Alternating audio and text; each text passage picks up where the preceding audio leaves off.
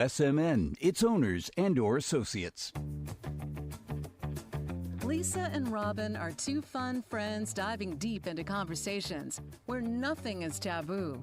They believe in eating dessert before dinner and wearing the bikini.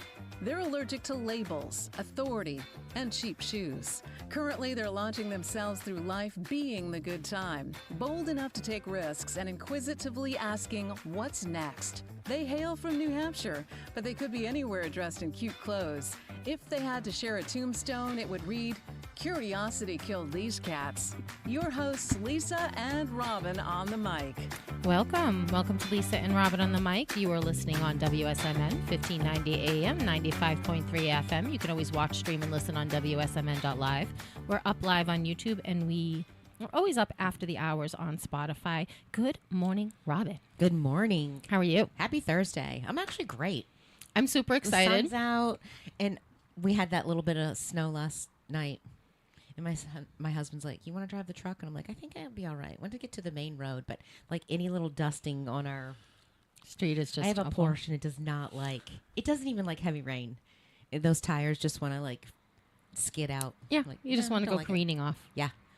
Well, I'm very excited because we have the Dark Romance Forbidden Hearts Runway event tomorrow. Yes. And so I've got my dress ready. You got your dress ready? I think I'm going to wear the one I was going to wear to the Mount Washington. That's what the champagne, but I do love your red dress. Well, that's what I was going to wear to the Mount Washington too. So it finally is going to come out of the closet. So good in that dress. I'm like, I don't know how I'm going to put it on.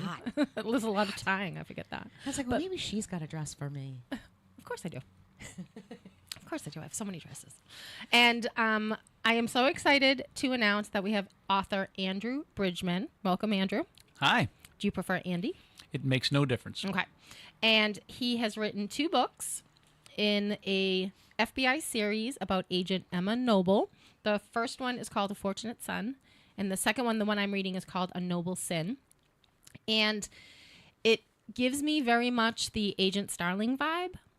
And when I was younger, I used to, I'm talking preteen, there's no young adult back in the 70s and 80s. And so you go from like Ramona the Brave and those types, Hardy Boys, into Stephen King's. Then you're terrified and you're sleeping with your mother again in a bed. And your father's like, "Stop reading these books." And you're like, okay. And then you find... It's very hard to go back to Encyclopedia Brown after that, isn't it? Wasn't there Flowers in the Attic? Flowers in the Attic. I was reading that, illicit stuff in the back. And then I got a hold of Thomas Harris. And the first one was Red Dragon. And then it was Agent Starling. But it gives me very much those vibes where it's FBI, but not so much FBI. I'm going to be lost like Tom Clancy, where I'm double spying myself and I'm getting confused on what's happening. Because sometimes I read, if the story's propulsive, which your story is, sometimes I'm like racing to find out what's happening. Mm-hmm. And in those other books, when we start double spying and doing all of that stuff, I'm like, whoa down. Let's slow down. Who's this? What are we doing here again? I might have to read back 2 pages. But this is really propulsive. And I did not allow myself to read the end, so I can't spoil anything. Good. But I decided I was going to read the second one first because I think when people put blurbs on things, they said political thriller. And I'm like, yeah, I don't think that's actually true. I think... because if you're like, I'm not in the mood for a political story, you would think I shouldn't read it. But yeah, it's a tough moniker for what it is because it's more spy, conspiracy, that kind of stuff, and not as much political because political is so charged right now. You can't say that, and then Well, I think it's really funny because I think some comedians do a really great job of trying to bring that back to the center. Mm-hmm. Where we can actually have conversations and disagree, like in a normal and intelligent way, instead of just, rabble. right. That kind of thing. Squabble. So I wanted to talk, this week is Valentine's Day, and I think we should give a huge shout out to your wife, Kathy, because she's the one who gave you permission to make your dreams come true. Tell us what you did before you were a writer. I read you were a rugby player. I read you were in insurance, like odd... Yeah, no, combinations. I've done lots of weird stuff. So I started in college wanting to be a writer, and it was the thing that I always wanted to do. Apparently, my professor thought I was good at it, and then I talked to my parents, and they said that you will not find a woman that will date you if you're poor and destitute, and that's what you're going to be. And it was not the most. Van Gogh cut off his ear. I mean, you're going to be like Van Gogh. No one's going to care until you're dead. Yeah, it was lonely. It was not poor. the most helpful, creative atmosphere to grow up in. So very common back then. Yeah. So instead, yeah, exactly, it was, and it was fine. Yeah. But parents were great at squashing your dreams. So instead of doing what I dreamt of doing, I took a job selling carpet out of a white minivan in Iowa. And that was was the dream. Now I knew I'd made it. And you were like, if I'm not going to do my dream, I'm going to make everyone as unhappy as me. Were you working for a company, or were you an entrepreneur? No. I was working for Maslin Carpet Company out of Pennsylvania, and I had a white minivan that was full of carpet samples, and I would go to designers and carpet stores in Iowa and South Dakota, and I would say, you guys really, have you looked at this Berber? And we have it in 9 colors. We have it in Merlot. Yeah. We have it in avocado green. It was so, and feel this wool. This is a really good wool. Like, I don't know anything about carpet. Yeah. Didn't know anything about carpet then. And you still don't want to. Oddly enough, I got fired from that job. No. No.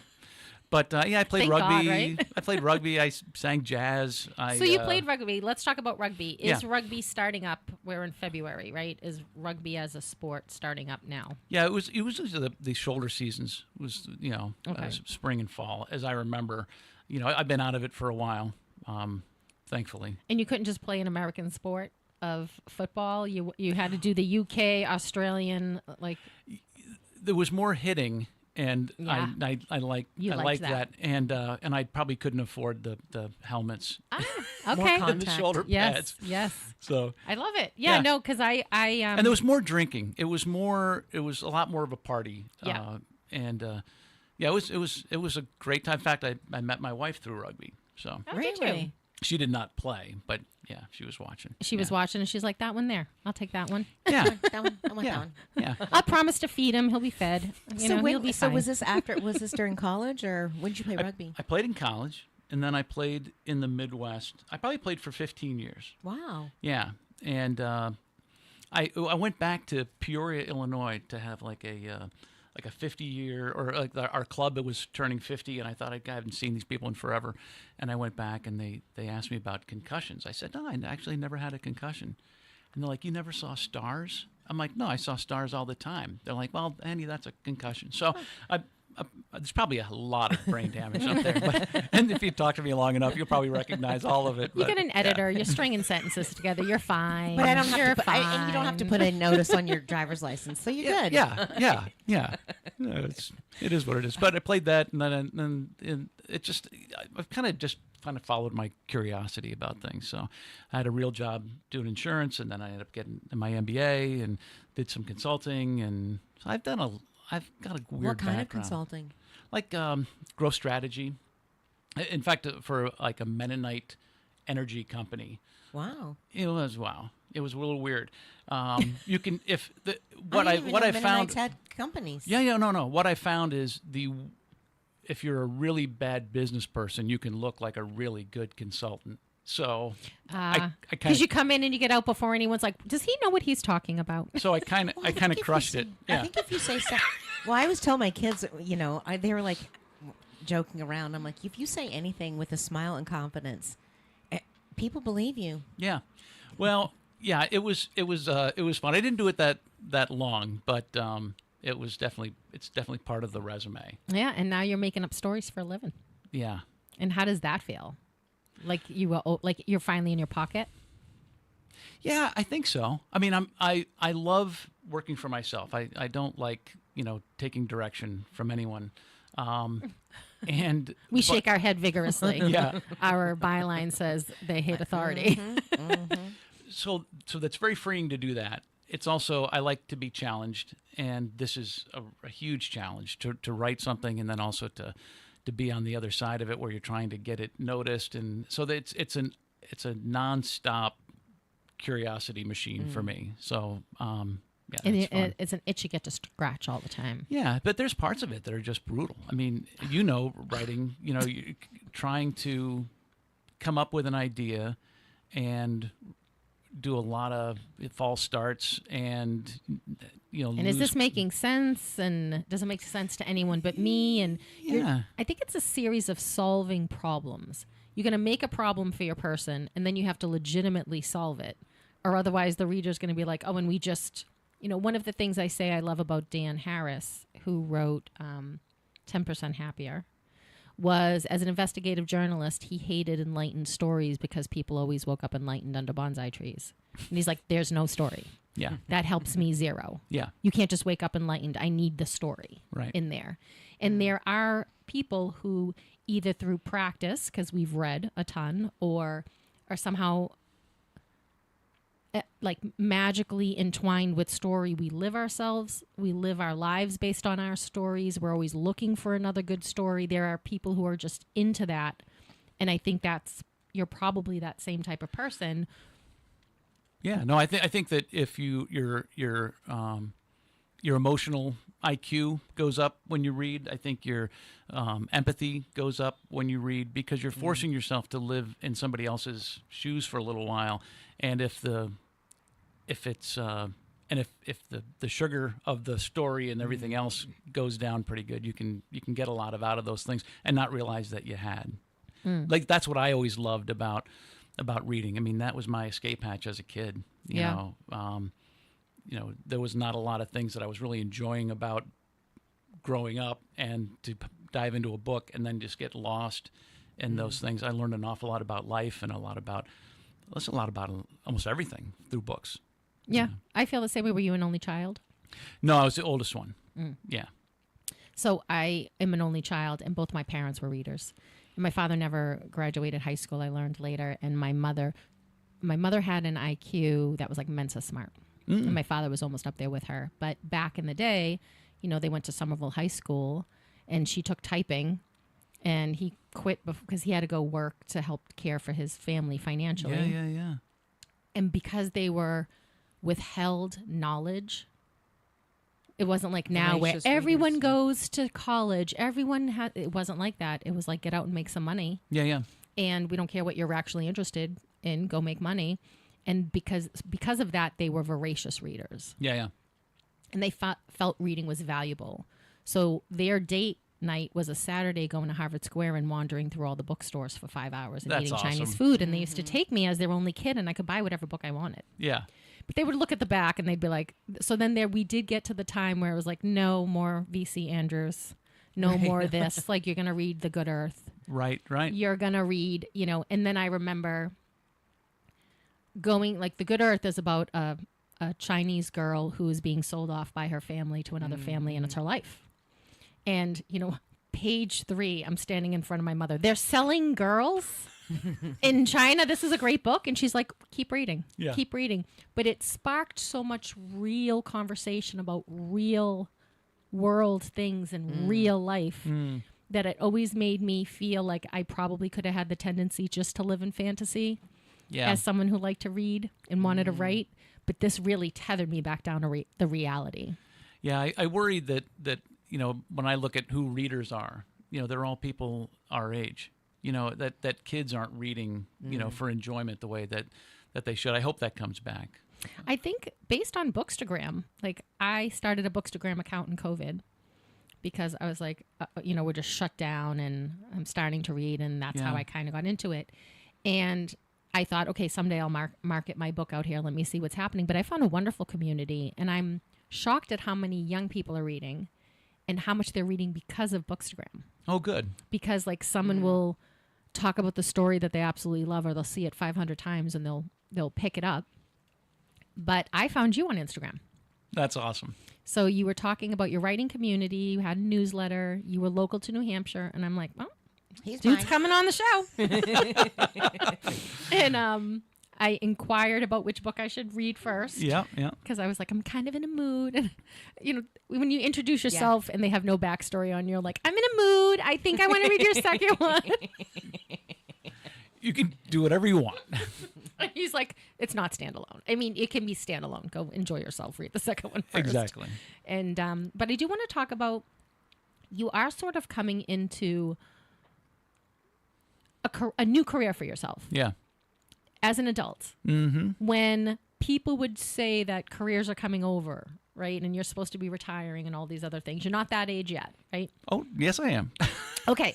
But, you know, we're not like at the age where everyone's like, what do you want to do with your life? You know, what are the exciting, you know, here you are kind of taking your life and changing it. And then also changing, you know, I want to expand into a writing community. I want to meet my readers. I want to do that. Tell me what that has been like for you over the last couple of years. Yeah, you know, it's that idea of, you know, you're going to retirement sitting on my hands and, you know, watching Jeopardy did not sound like what I wanted to do. And, you know, I have a tendency to go down a hole and find out, like, what does a successful retirement look like?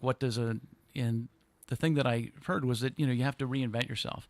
You know, so if you've always been the insurance agent or the realtor or the whatever, and suddenly you're not that person anymore, you've kind of become untethered from who you are. And I think I think if you can reinvent yourself towards retirement and then become maybe a person that you've always wanted to be, even if you fail at it, you're still being authentic to yourself, which I think is kind of cool. So that was kind of the idea. And then, so I don't know, do you guys know? So my story is kind of weird. So when you write a book, and I was writing for 2 years, and then I put 2 books in the drawer because they just weren't working. And I think at that point, I also didn't realize that it just takes a long time to figure out how to make a book work, and maybe I gave up on them too early, but I learned to write a little bit better in those 2 years. So I wrote this book, and then A Fortunate Son, and I you know, when you write a book, you're kind of like, I've been reading my whole life, and I asked my wife, like, does this look like just read like is this a book? She's like, what are you talking about? I get that. I'm like, I know, but it came out of my head. So, but is it really a book? Is it cohesive? Does it make sense? Can you follow what's going on? And, do you understand? Right. And or then, is it just me playing within my head? She goes, you wrote a book, and it's a really good book. But because it's my wife, you're not going to believe I'm not that. trusting her. No. Right. And so then Telling me to live my dreams and that she loves me. We're not listening to her. right. I mean, obviously. She doesn't mean it. She just wants me out of the house. So I had some family read it, and they thought it was good too. But you know, they're family, and but I sent it to an editor, and and he's worked with publishers and everything else, and because I wanted him to take a look at it, what is, you know, like a developmental edit, and I asked him ahead of time, like, do you know any agents? And he said, no, I don't know any agents. And then he read the book, and he said, actually, I know everybody. Who do you want to work with? And awesome. And they were like the A-list of like big superpower New York agents. So I gave him, so we kind of picked this agency in New York. This woman who, you know, she's Angela's Ashes. She represented him, and Olive Kitteridge, and Sue Grafton, which is like, you know, M for Murder, and all these people. So she's huge. And anybody that's ever tried to query an agent, you know, you can spend a year, 2 years, you know, they get 300, you know, requests like a week or a month. It's crazy how much, and they only take like 2 authors a year. So I sent one query letter, and the woman, this super agent, she's like, yeah, this is going to be our big book. Like, I sent one letter. So that was amazing. And then... and you weren't walking around like, I'm expecting the roof to fall on my head. Oh, no, I'm freaking out. Okay. I am absolutely freaking out. Because you're like, this is not the story everyone talks about. Pinch me, is this real? This is so easy. What is everyone talking about with this writing How challenge? did you find your editor? I sent a I was following an agent on social media, and she had recommended this editor. So I sent the first 4 chapters, and my thing was like, how much is this going to cost? Yeah. You know, and this woman editor, she goes, this is a little dark for me. I'm like, what do you mean? Like, I thought it was kind of funny, and then I realized, there were a couple kidnaps and a couple murders in the first 3 chapters, so maybe it is dark. Yep, that's the only reason why I'm reading it. I'm reading about the kidnapping and the murdering. So she said, I know a guy that might enjoy this. So it was kind of a referral. So this is how the first month of that looked. She was like, this reminds me of the news, and I can't handle anymore. Right. It was yeah. And I respect that. I realized that later on that she was like a cozy editor. So if I was writing about cats and baking and a murder, like the month, yeah. Yeah, they throw in a murder at the very end, but there's a lot of cats and there's a lot of baking. Yeah, I don't think it was. I was in the same lane as where she was, but so my first couple of weeks with this agent, they go to Frankfurt, Germany, and have this big book fair. And I get a note or an email within a week that Hungary has just bought the rights to my book, Fortunate Son, and I can't pronounce it, so we're not going to. Right. And then a week later, Germany had bought the rights to Fortunate Son, and so now we're waiting for this big U.S. publishing deal. And she's like, "Yeah, this is going to be great, like strap in." Well, a month went by, and then 2 months went by, 3 months went by. I'm like, how are we doing? She goes, well, it's a little bit tougher lift than we thought. We're coming out of COVID, this. Mm-hmm. And a year later, still no takers, roughly 40 rejections from the biggest publishers. And people ask me why. There's probably a lot of reasons, but for whatever reason, it wasn't working for them, or the story was too close, or I'll never really know. Well, when you think about it from a publisher standpoint, they only have so many resources financially to put to new people to begin with. Yeah. Right? So we think, they actually don't publish millions of books a year, right? They're publishing what they can accomplish. And of that, they have financially to take care of the Dan Browns, the Gillian Flynn's, James Patterson. James He's Patterson, a new book every week, and thank God they do, because they know they're good sellers. But every once in a while they have to take a chance on other people, and so but of the ones they publish, maybe only the last 10%, right? Well, what I thought was that getting the agent was going to be the hard part, and if you had an agent, especially a super agent, there would be no problem, because if an agent takes you on, they know the market, and they're champion for your book. Yeah. Right. So when that didn't work, I think it was more than a little surprising. And so that I'm sitting there with a book, and in the meantime, I've written A Noble Sin, and I don't really know what to do with this. I can kind of put it in a drawer and write the next one, or I can see if I can do this myself. Oh, okay. So I can do it myself. Yeah. So I found a hybrid publisher, and decided that it would be my experiment. This would be, and it's the thing that I think about all the time is, if you wrote a good book, which I know I did, and you have no social media following, and you have no connections in publishing, how far could you get? How much traction could you get if you treated it like it was your own small business? And so that's the game, and I've kind of gamified the whole thing. So, and it's been so much fun. I've had an absolute blast, and I realize now that the best thing because I always wanted to be traditionally published, the best thing that could have happened was for them to say no, because I know more about publishing. I know more about my readers. I know more about my market. I know more about my numbers. I know everything that I need to know that would have kind of been behind a veil if I was working with a traditional publisher. And I know that nobody's going to care about my books as much as I do. So if I had the choice of doing this myself or getting a little bit of support from from a publisher, I'd much rather do it myself this way. So I have a technical question. Because you sold your rights to Hungary and Germany, so you still have an agent for your foreign rights? So they kept me for that, just as so Because isn't Random House or whoever, aren't they still the ones who do the foreign publishing, or is this like outside that?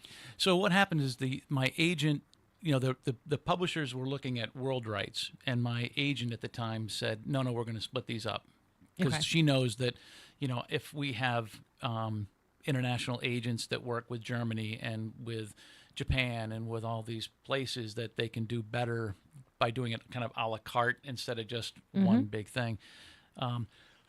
Excuse me.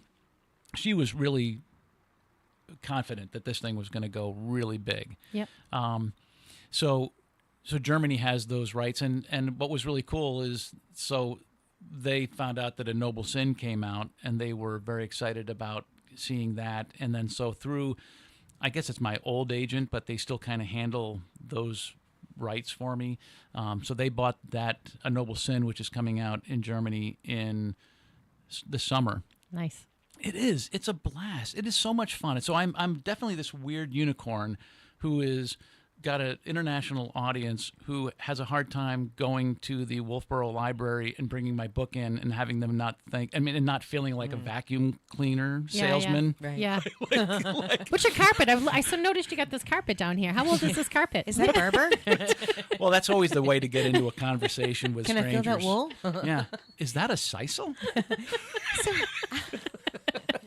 So I have a question. So what does it mean when they buy the rights? So back up and tell like our listeners, like when Germany and Hungary buy your rights, what does that mean? Yeah, that means that they write me a check so that they can have the German translation of that book for X amount of time. So they're giving me a royalty, just like it would be a traditional publishing deal in the United States. It's just that, so it was really fun. We went to Munich and visited the publishing house and met the editor there. Went to bookstores, saw a woman buying the book in a Hugendubel in Munich, which was crazy. That's cool. We took the train to Austria, and the books in the bookstore there. So the German rights all over the world, they have that. Then they can. And you can't proofread their German edition. You're like, I hope they did a good job. Can't even pronounce it. I can't. Yeah. So I love it. Yeah. So how long do you have? How long did they buy the rights for? It's in a contract someplace. And can they renew? I think so. I honestly, I kind of feel like that was all just gravy. I didn't really. It was a nice check. I definitely liked that part of it, but just the idea. I mean, honestly, I would have given it for free. Right. Will someone read my book? Just to be able to say that. Yeah. But it was really cool. And so I guess the Hungarian version just released, I think, yesterday or something like that. Nice. So that was really cool That's to see. cool. So you get to see your cover in different formats, which is a blast. So this was all an answer to the first question you asked, was about community and everything else. It's for me, it's been fun because all my goal is like, who are my readers? Who am I trying? I'm just trying to find the people that will like my book. And it's amazing when you start getting enough people and you're feeling really depressed that nobody in the United States wanted to take a risk on this book. And then people start reading it and they start talking about it, and it becomes this groundswell. And that's so much fun to have champions that you've never really met in person that are just like, Andy, what can we do? And so the community, I thought this would be good to have like a writer's community and to have a book club community. So it's just starting out. I'm going to do a soft opening with my newsletter. But, when I started at the beginning of 2025, I had no Facebook followers and no Instagram followers, and I didn't have a newsletter. So, we just hit 6,000 Instagram followers. That was kind of cool yesterday. That's awesome. I think we got like 13,000 Facebook followers, and there's 30,000 people on my newsletter. So wow. it's starting. I'm getting traction. Yeah. Not a famous author by any means, but it's slow and it's fun, and I'm finding my people, and that's a really fun thing. Yeah. So as a reader, like once you find your people will pretty much follow you anywhere. If I know as a reader, if I like an author's book, I'm reading whatever they write. Yeah. It's funny because Hugh Howey is self-published. Yeah. You know who Hugh Howey is, does a lot of science fiction The or Wool, right? Yep, Wool. Yeah. And he worked in a bookstore while he was writing because he wanted to see how the process worked. And he said, I'm not going to go with a publisher because if I don't sell my 500 copies or 5,000 copies, the bookstore sells them back to the publisher. Then they go sit in a warehouse, never to see the light of day. Yeah. And so he said, I'm going to try this on my own. And he did it. I followed him while he was doing it. It was amazing. But one of the things that I find so amazing is he said what I always believed, which was if your agent takes your Emma Noble series, gets it published, and now you want to write something completely different, they're like, well, there's no appetite for that.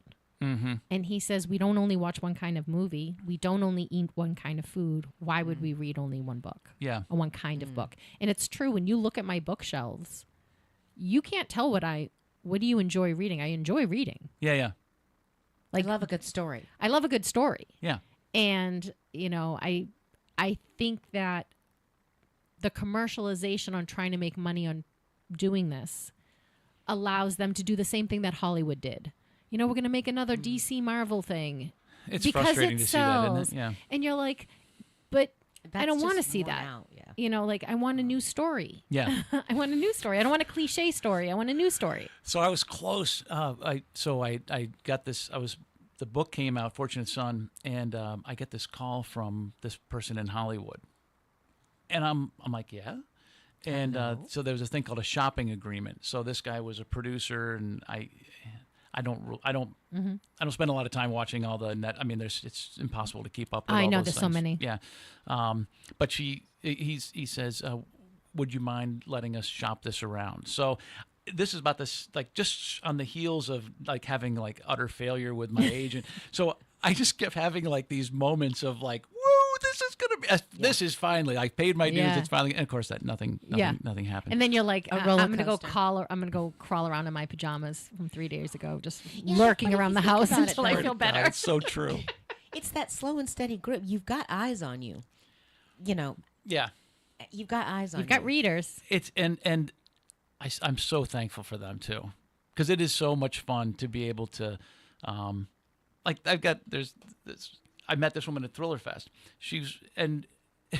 We had this great time. She's really fun, and she's like, she tells me later, because I gave her one of the books, and I gave her Fortunate Son, and she said later on, she's like, I really liked him. I was just sure that his book was probably not going to be as, like, it was going to be horrible, that, like, because that moment of like, I really like him, I really want this book to be okay. Yeah. But now we'll go and we'll have, when she comes up to New Hampshire, we'll have lunch together and go smoke a cigar, and she's just really, really cool, and she's like bananas over just like anybody that she talks to. I think she's probably bought half the books and give them out to friends and everything else. It's really cool. But that's who you need. You need people to love your book, to be loving your book, so that the next person can find it. I Yeah. always felt like, I remember being just so upset, destroyed that bookstores were going out of business back.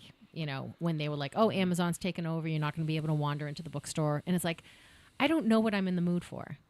I don't know what's out there. Yeah, yeah. I have to wander around and pull books out and touch covers and read a page and wander around and carry 20 books to the cafe and return 8. Like, I have this whole process. A bookstore is my church. Yeah, yeah, yeah. It's where I go when I'm mad, sad, happy, angry. Like, it's where I go. Mm-hmm. That's like my church. I go, I feel better.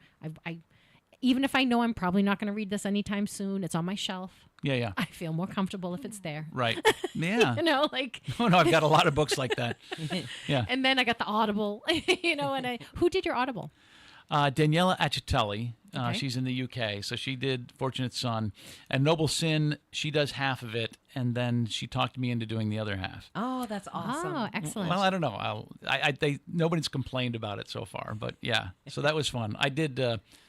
I also did a little bit of theater. I was in this Music Man. I was Harold Hill.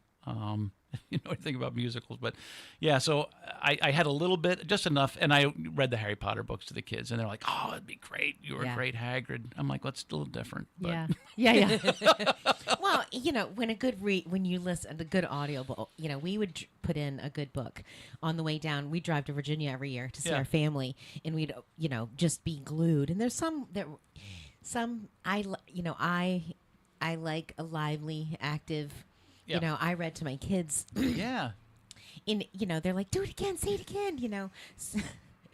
Especially Uncle Remus, Brer Rabbit. Oh right. Yeah. The Song of the South. But anyway, when they have inflection and it makes it, you're hooked. Yeah. I remember, what was the one in Everest? Into Thin Air. Yes. Mm. Gosh, that was years ago. It was on a cassette tape Mm-hmm. that we listened to it.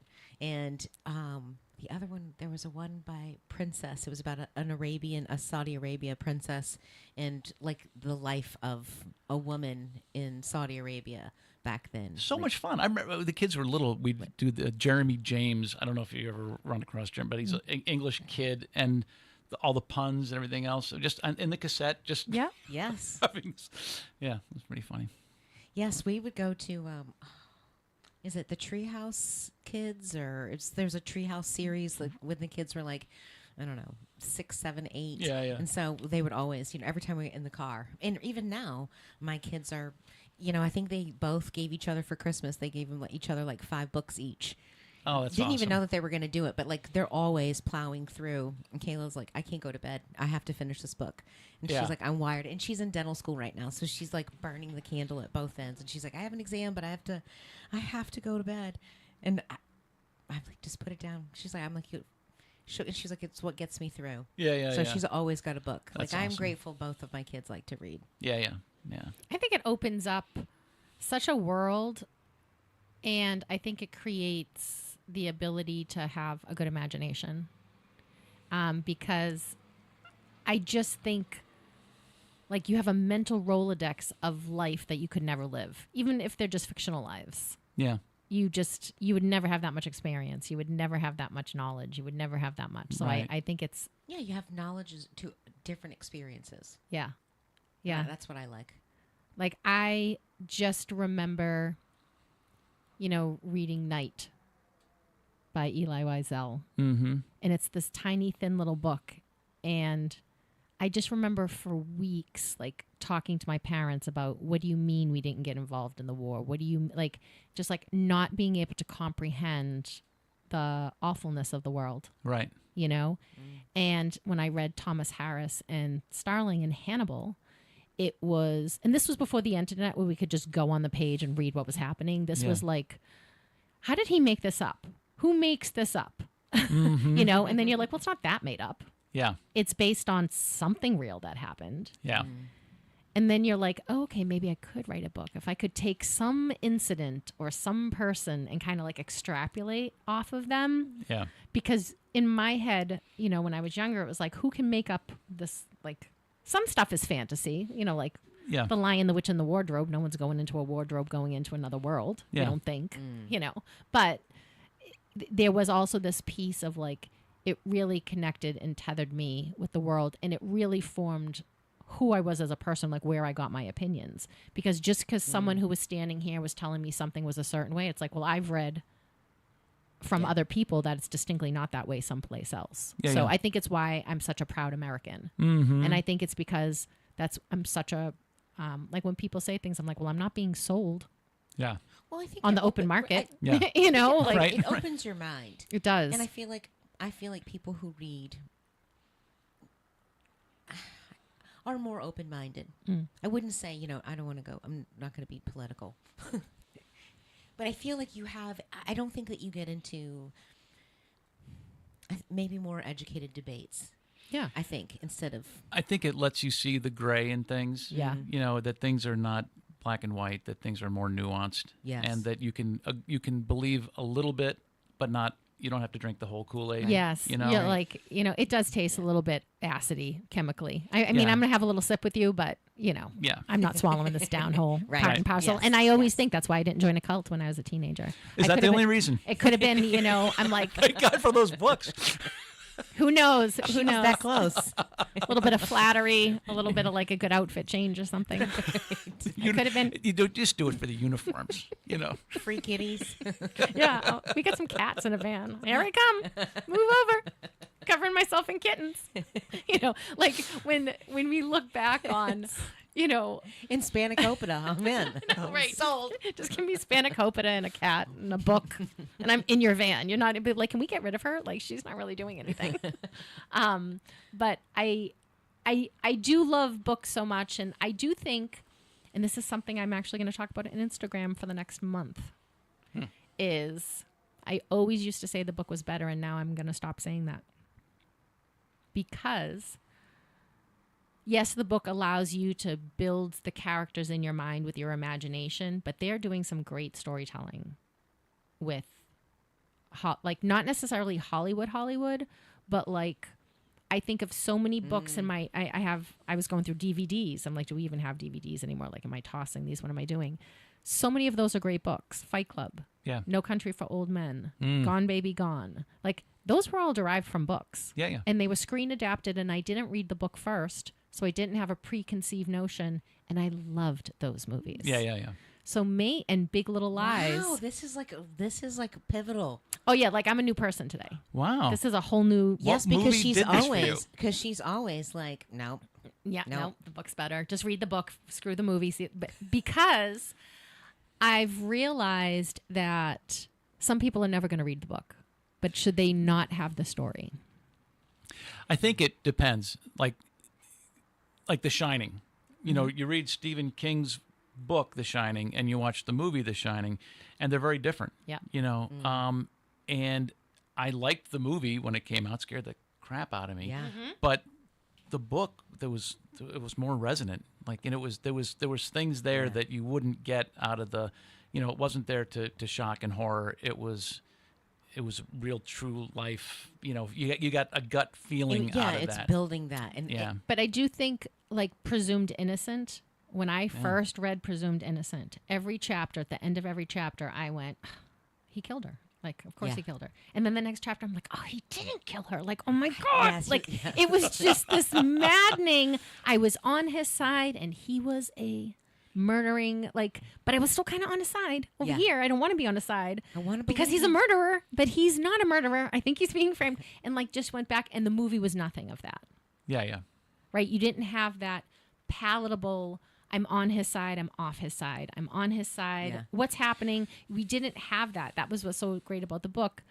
And then they remade it into a series, and I'm like, well, it's not even, call it something else. Mm-hmm. Yeah. It's not even Presumed Innocent at all. Yeah. You know, that's the one thing that I've kind of learned as I'm writing is that you are a director.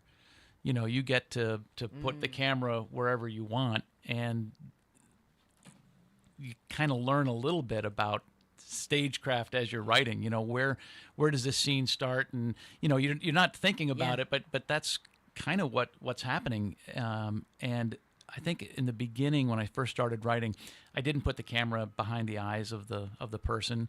And as soon as I started doing that, and you started getting the interiority of what they're actually thinking about and what they're seeing, you know, my books are more character driven anyway. So they're still like. And there's like almost like a little moral dilemma in there too.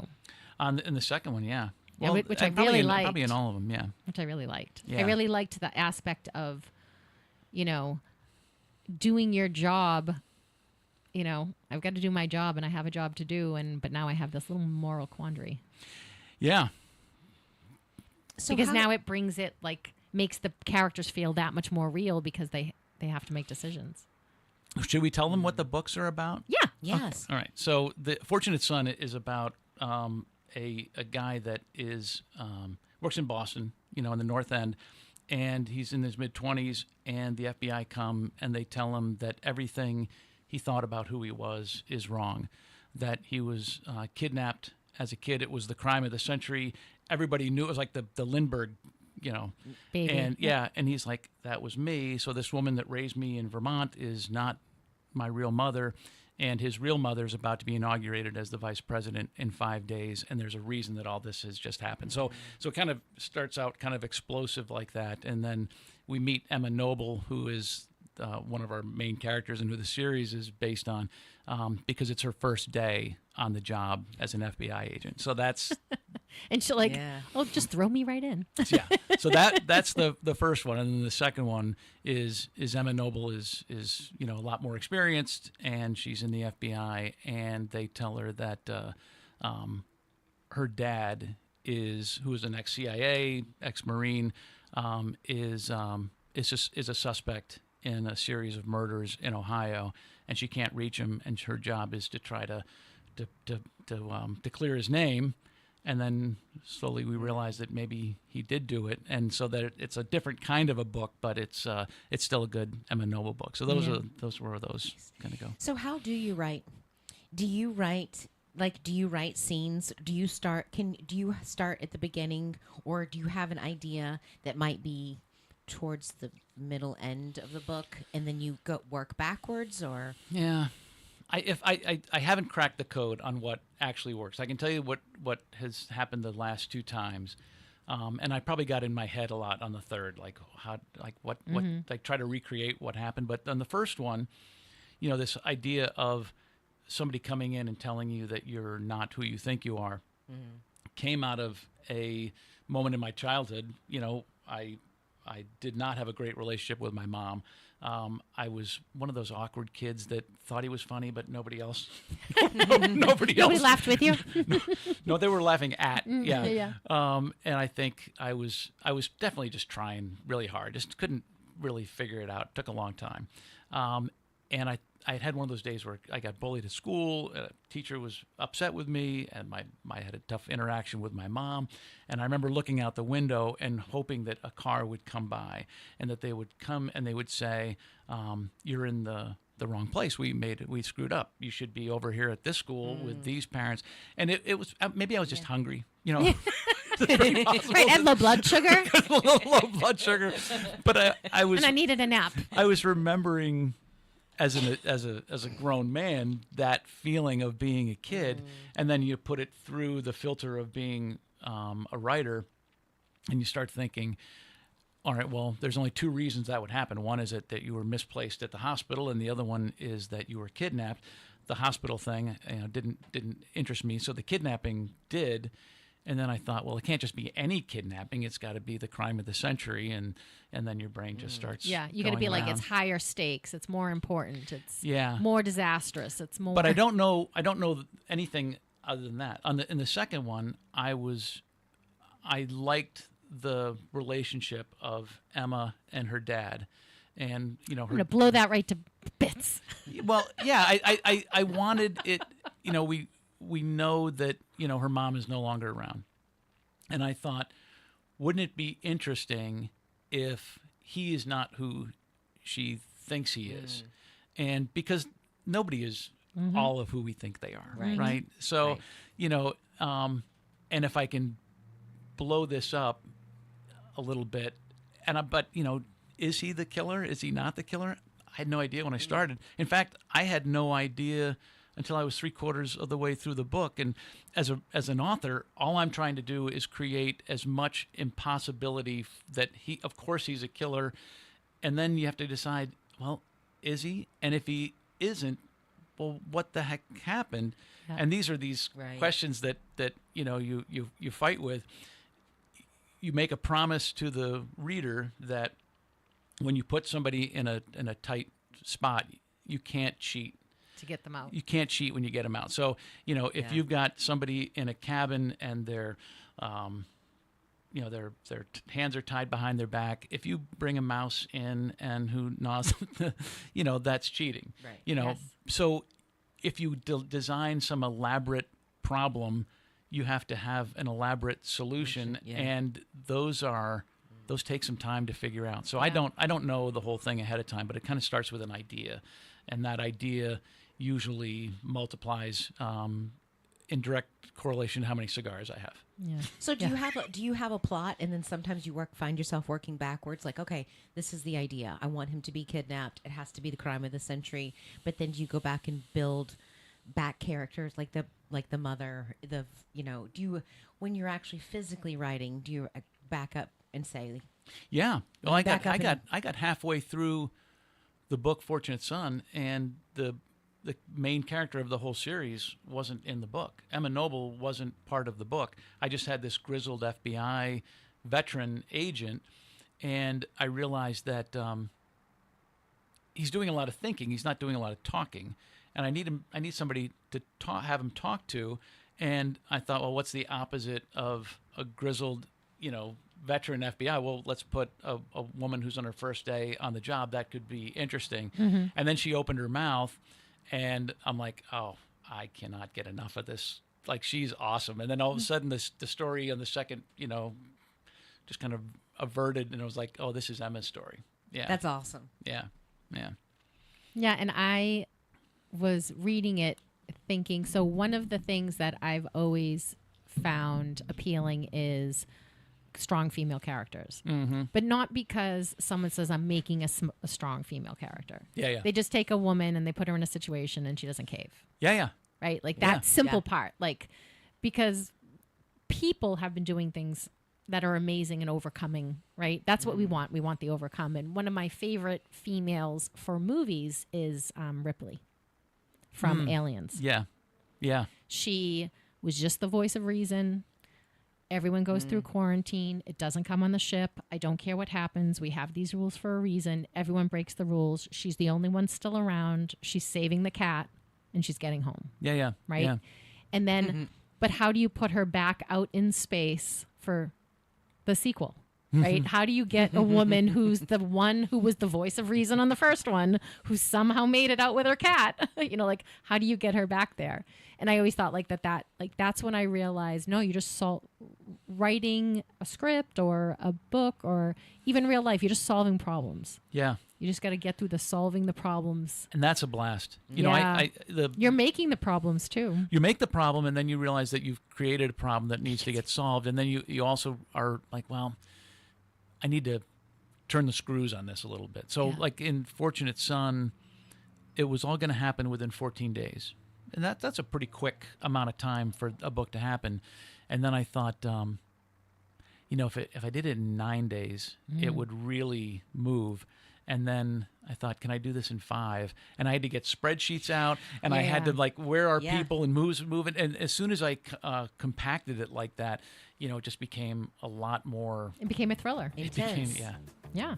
Well, we are going to the top of the hour. We are with author Andrew Bridgeman, Robyn, and myself. You are listening on WSMN 1590 AM, 95.3 FM. We are live on WSMN.live as well as YouTube. Stay tuned. We will be back for another hour with author Andrew Bridgeman, author of Fortunate Son and A Noble Sin. We'll be right back.